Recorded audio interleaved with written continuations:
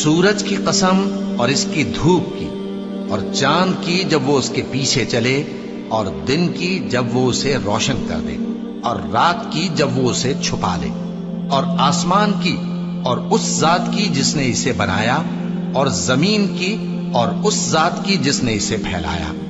और नफ्स इंसानी की और उसकी जिसने इसे दुरुस्त करके बनाया। फिर इसको बदकारी से बचने और परहेजगार बनने की समझ दी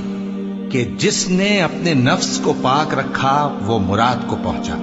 और जिसने इसे खाक में मिलाया वो नामुराद रहा।